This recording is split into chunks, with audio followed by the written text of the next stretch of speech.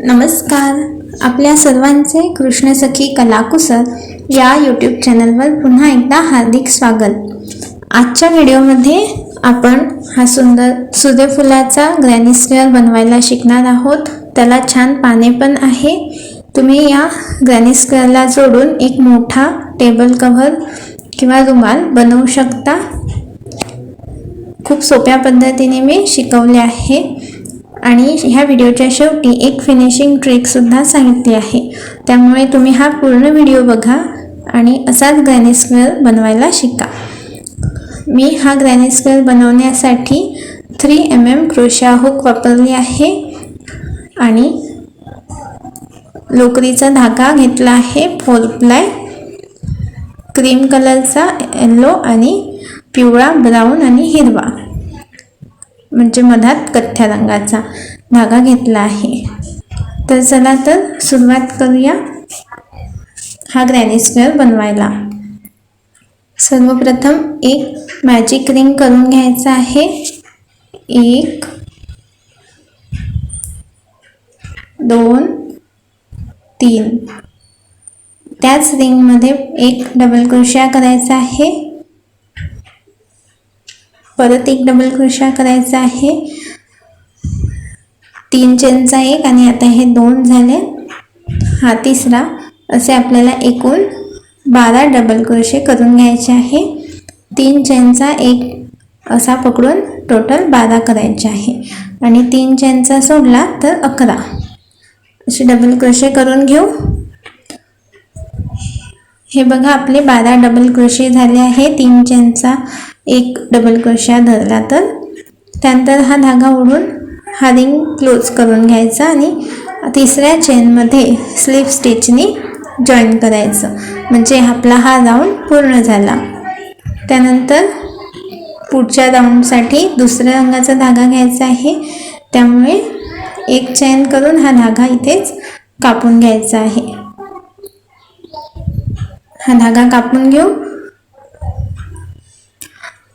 त्यानंतर आपल्याला पाकळ्यांसाठी पिवळा धागा घ्यायचा आहे.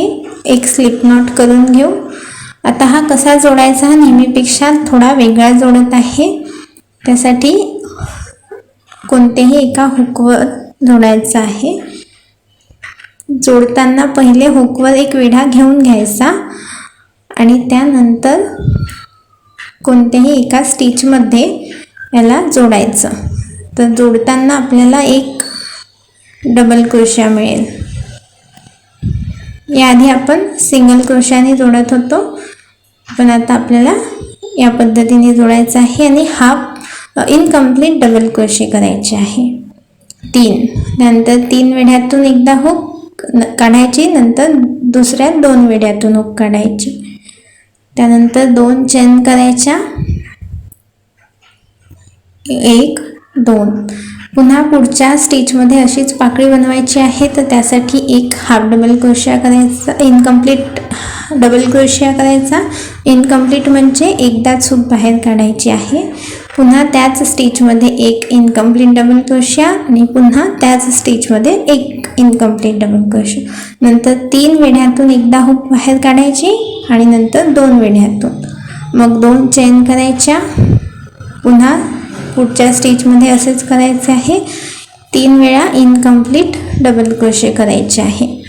इनकम्प्लीट म्हणजे फक्त एकदाच हुक काढायची आणि 3 झाल्यानंतर 3 वेढ्यातून हुक एकाच वेळी बाहेर काढायची, नंतर 2 वेढ्यातून, त्यानंतर 2 चेनची गॅप ठेवायची. अशा प्रकारे आपल्याला सगळ्या स्टिचेसवर पाकळ्या करून घ्यायच्या आहेत 3 इनकम्प्लीट डबल क्रोशियाच्या. एकाच वेळी 3 लूप्समधून हुक काढायची, नंतर 2 लूप्समधून, नंतर 2 चेनची गॅप. तर अशा पद्धतीने आपण या सगळ्या पाकळ्या करून घेऊ. टोटल आपल्या 12 पाकळ्या होतील. तुमच्या लक्षात आले असेल. ह्या पूर्ण पाकळ्या झाल्यावर दाखवते मी. हे बघा आपल्या सगळ्या पाकळ्या करून झाल्या आहे. 2 चेन केल्या आणि इथे जिथून सुरुवात केली होती तिथेच स्लिप स्टिचने जॉईन करायचं आहे.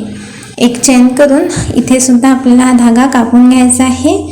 कारण आता यानंतर हिरवा धागा आपल्याला जोडायचा आहे. खूप एक डार्क शेड घेतला आहे मी. एक स्लिप नॉट करायची आणि इथे सुद्धा आपल्याला हुकवर एक वेढा घेऊन घ्यायचा आणि नंतर कोणत्याही एका गॅपमध्ये, 2 चेनच्या गॅपमध्ये याला जोडायचं. तर जोडतानाच आपल्याला इथे डबल क्रोशा मिळेल, कारण आपण एक वेढा आधीच हुकवर घेतला आहे आणि आपल्याला इथे मग एक डबल क्रोशा मिळेल. परत त्याच गॅपमध्ये एक डबल क्रोशा करायचा, पुन्हा त्याच गॅपमध्ये एक डबल क्रोशा करायचा. म्हणजे सेम गॅपमध्ये आपल्याला एकूण 4 वेळा डबल क्रोशे करायचे आहे. हे बघा, 4 डबल क्रोशे झाल्यावर चेन करायच्या, 1 2 3. परत त्याच गॅपमध्ये अजून डबल क्रोशे करायचे 4 वेळा. एक झाला, दुसरा, तिसरा आणि चौथा. तर असा आपल्याला 8 डबल क्रोशाचा एक स्लॉट तयार झाला आहे आपला. त्यानंतर 6 चेन करायचे आहे आणि पहिली गॅप सोडून द्यायची, दुसरी गॅप सोडून द्यायची आणि तिसऱ्या गॅपमध्ये असेच आपल्याला डबल क्रोशे करायचे आहे. पहिले 4 डबल क्रोशे करायचे, सेम गॅपमध्ये, एक झाला, दुसरा, तिसरा, चौथा, 4 झाल्यावर 3 चेन करायचे आहे, 1 2 3. पुन्हा त्याच ठिकाणी असेच 4 डबल क्रोशे करायचे आहे, 1 2 3 4 आणि नंतर 6 चेन. तर असे आपण करून घेऊ पूर्ण राऊंड कंप्लीट होईपर्यंत. पहिली आणि दुसरी गॅप सोडून द्यायची, तिसऱ्या गॅपमध्ये असेच 4 डबल क्रोशे करायचे, 1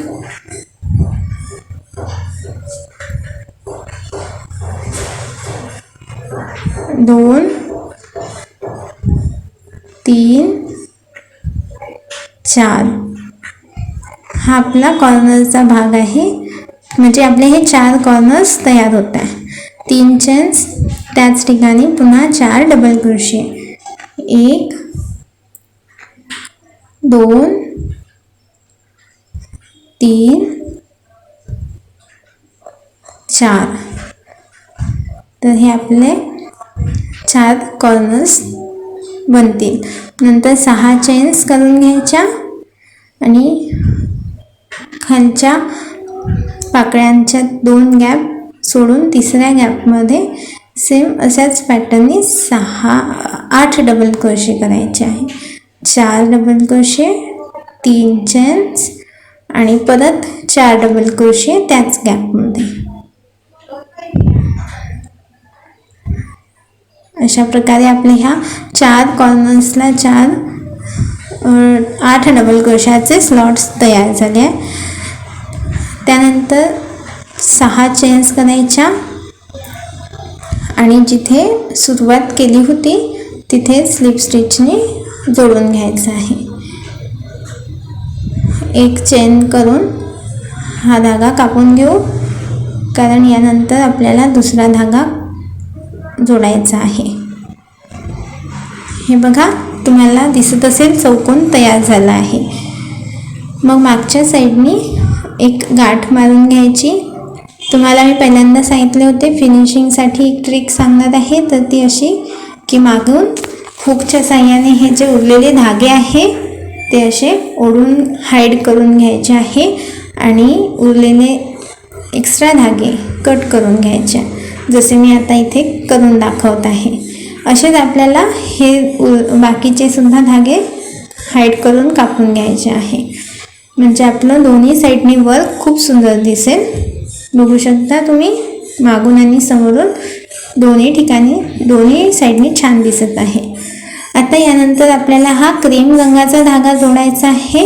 सुरुवातीला एक स्लिप नॉट करून घ्यायची, एक वेढा घ्यायचा हुकवर आणि नंतर इथे जे 4 डबल क्रोशे आहे त्याच्या पहिल्या डबल क्रोशेवर जोडायचं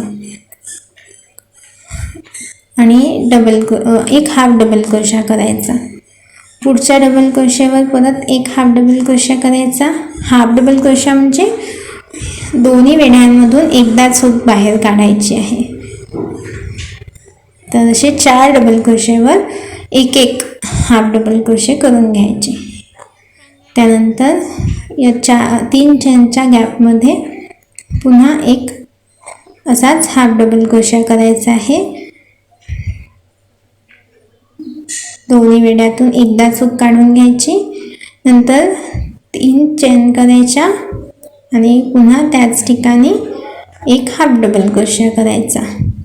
त्यानंतर पुढच्या स्टिचवर एक हाफ डबल क्रोशा, त्याच्या पुढच्या स्टिचवर पुन्हा एक हाफ डबल क्रोशा, असे सगळ्या म्हणजे 4ही स्टिचेसवर एक हाफ डबल क्रोशे करून घ्यायचे आहे.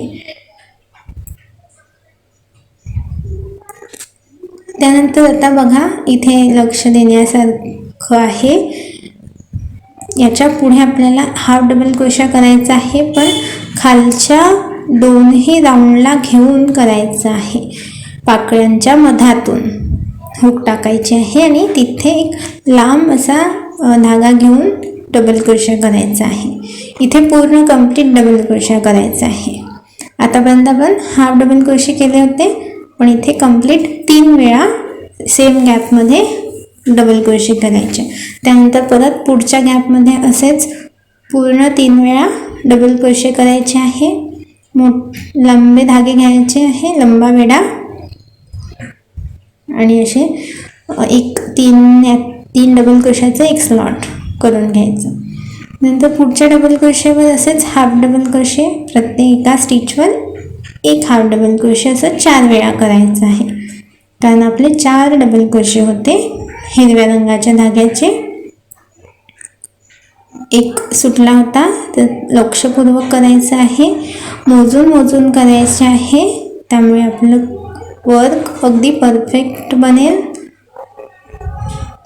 दुसरा, तिसरा, चौथा असे 4 हाफ डबल क्रोशे करून झाले.